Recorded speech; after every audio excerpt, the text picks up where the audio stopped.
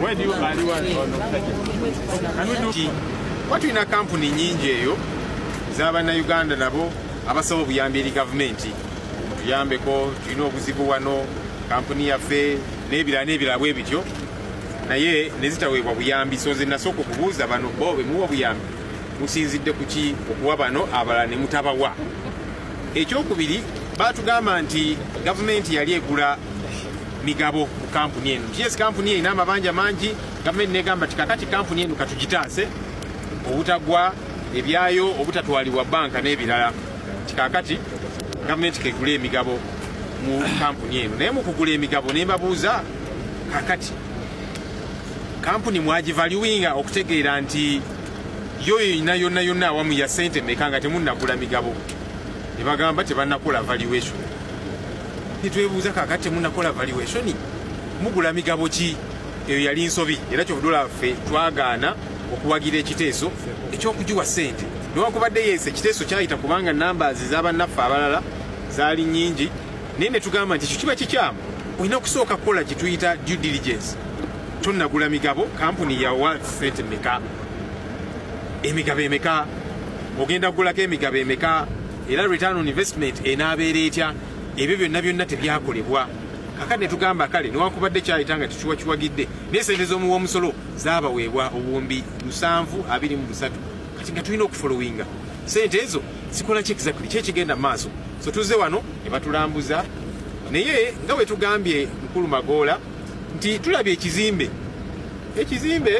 kifaanana bulungi naye omuwoomusolo teyamuwa sente kuzimba jasi kizimbe, ayagala kulaba eddagala eryasuubizibwa. Batugambye nti mu weeks 2 bagenda tandika okufulumya eddagala. Kati sobire tebibenga ebya covid vaccine gye batusuubiza netavaayo. Naye batugambye nti chief government value yakola valuation newankubadde tebatulaze ku ripooti eyo.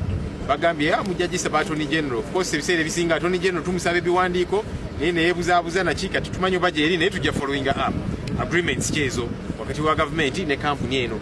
Valuation eyakolebwa eriwa era egamba nti kampuni eno egwamu obuwumbi bwa sente mmeka. Waliwo figa gye batubuulidde naye nga tetulabye ku kiwandiiko kyonna kiba kizibu okukkiriza nti kakati ekyo kyekituufu.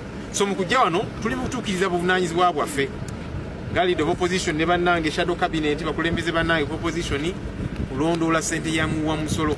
So kakati obuwumbi obwo 723 nga twagala okutegeera kyekigenda mu maaso. Mwami Magoola agambye nti naye bannaye sente ezo nga si nnyingi nnyo. Ne mugamba waayo ku Munnayuganda ezo sente mpitirivu kyobudola batuzze era nga tujja sigala nga tugoberera twagala okutegeera ebiwandiiko n'ebirala byonna ku sente y'omuwoomusolo kubanga sente zino mpitirivu nga bwe tugoberera ekya Lobowa Hospital. Of course bano kyembasiimyemuko ekyenjawulo tebakoze nga Lobowa Hospital tebatugalidde bweru kubanga Lobowa Hospital bo baga nti temujja kuyingira ekitegeeza nti balina ekyokukweka.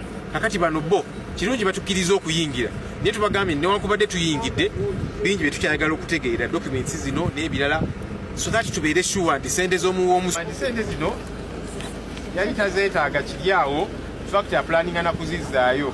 Gamba well fe ekyo kyali tuwadde n'essanyu bwe zikomawo amangu batezeetaagibwa nnyo kubanga tulina bingi bye tugamba nti kakati amalwaliro twagala tuteekemu eddagala. Ba intern doctors tebabadde deployed kubanga tewali sente. Enguudo mbi bwe tugamba nti banna enguudo tuzikoleko gamenga nti wali sente.